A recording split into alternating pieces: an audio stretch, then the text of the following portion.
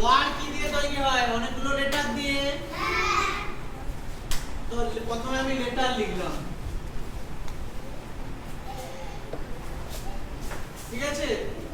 এবার এই লেটারগুলোর মোট কতগুলো লেটার বর্ণ রয়েছে, বা ইংরেজিতে কতগুলো লেটার আছে? 26টি। তার মধ্যে দুটো রয়েছে, একটা হচ্ছে ভায়েল। ভায়েল কোনগুলো?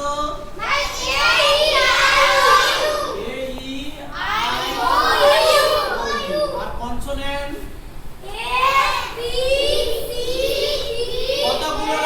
কতগুলো রয়েছে বলো? তো মোট যদি 26 হয় তার মধ্যে 5টা ভায়েল, বাকি 21টি, ঠিক আছে?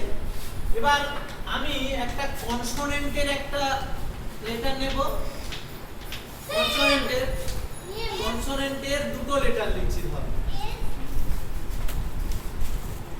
এটা কি? এক্স। এটা কনসোনেন্ট তো?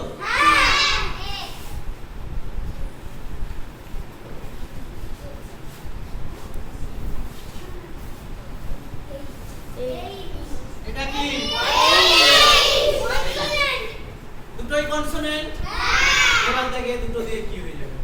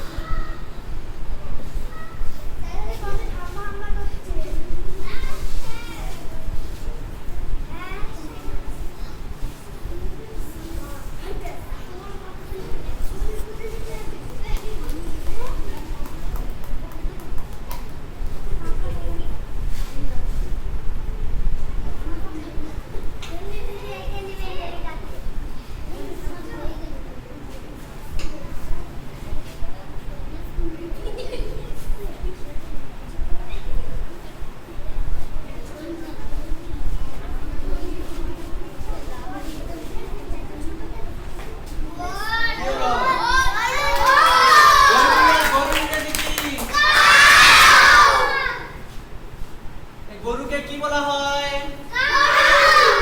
গরুকে কি বলা হয়? দুটো ইংরেজিতে ক্লাস 3 তে তো আছে, ডোমেস্টিক অ্যানিমেল আর ওয়াইল্ড অ্যানিমেল আছে। তো এটা ডোমেস্টিক অ্যানিমেল না ওয়াইল্ড অ্যানিমেল? কেন ডোমেস্টিক অ্যানিমেল? গরু না, গরু হচ্ছে গৃহপালিত।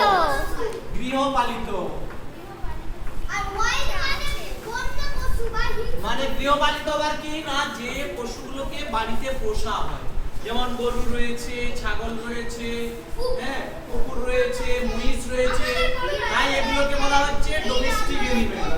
আর ওয়াইল্ড অ্যানিমেল হচ্ছে কোনগুলো? যেগুলো হচ্ছে বনে থাকে, বাঘ, সিংহ, এগুলোকে বলা হয় ওয়াইল্ড অ্যানিমেল। মনে রাখবে তোমাকে এখানে লেটার 26টি, তার মধ্যে ভায়েল রয়েছে কটা?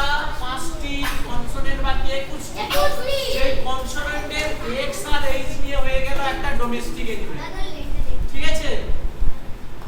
এই দুটো জিনিস শিখিয়ে দিলাম, প্র্যাকটিস করবে।